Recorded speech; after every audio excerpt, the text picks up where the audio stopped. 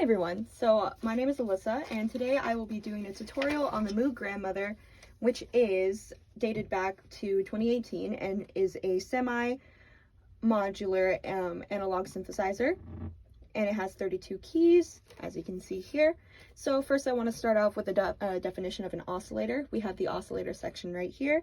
An oscillator is essentially an electronic current that creates an audio signal, and as you can see, you have two oscillator sections right here, you have two knobs right here.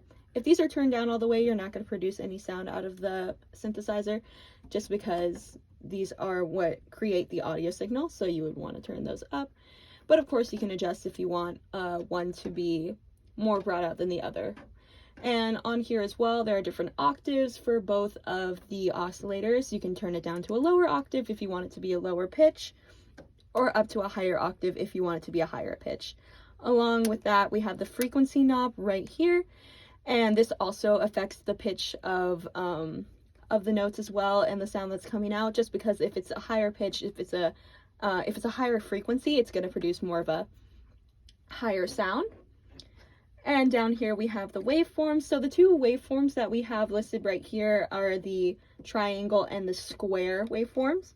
The triangle is going to create more of a balanced and brighter sort of sound, while the square is more of a thick bass sound and has been described as the most extreme out of all the waveforms. Just for context purposes, this is a sine wave. That is also a type of waveform. It's a clean, soft sort of waveform it's shaped like a wave, and it sort of gives off the sound of a wave as well. And a saw, just for, like I said, context purposes, yeah, that's another sort of waveform. It's a sharp, sort of tooth-looking waveform, and it has a linear rise with a hard drop. And a noise waveform is more of a sizzle. It creates white noise, kind of like static you would see on a TV. And you can see that here with in the mixer section, we have a noise knob right here, and if you turn it up, it'll produce more of a white noise sound in your synthesizer. So for all of these, you just need to mainly focus on each section and breaking down the synthesizer to individual sections, because trying to go in it all at once is honestly confusing. I experienced it at first when I was learning this, so it is better to just take it one section at a time before you dive right in for the full picture.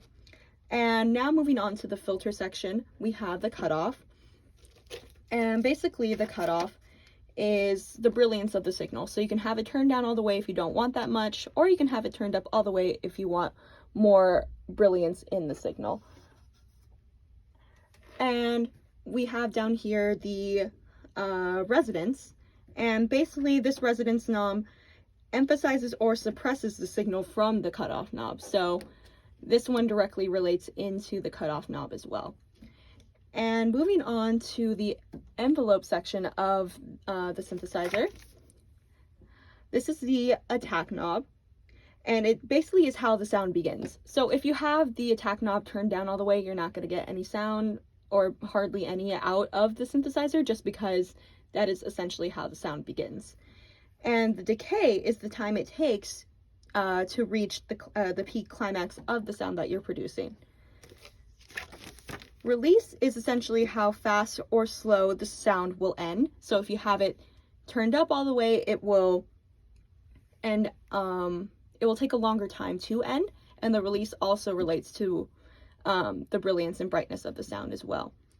Sustain is basically sort of like a volume lever, and it is the volume that the sound is sustained at. So you can have it at a lower volume for a lower sustain, or you can have it at a higher volume for a higher sustain.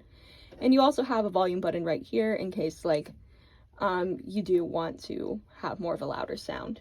So other than that, we have the rate. Basically the rate knob is going to make it so, as you can see from the blinking light, that is the speed that the sound will be produced at, or you can have it at a lower rate for more of a low sound. And then we also have the glide knob right here, and this one, it produces more of a legato effect with a smooth transition towards the notes, almost sort of merging the notes into each other. And then we have a pitch sort of wheel thing here if you want to higher pitch or lower pitch as you play. And we also have these 3 buttons here. The play sort of ties in the notes together. The hold shows as a rest, and the tap is an accent. I mainly have these 2 on whenever I'm playing on the synthesizer, just because it holds out the notes that I'm producing and gives me more to work with whenever I'm trying to find a new sound with any of the knobs on here. So other than that, that's the Moog Grandmother.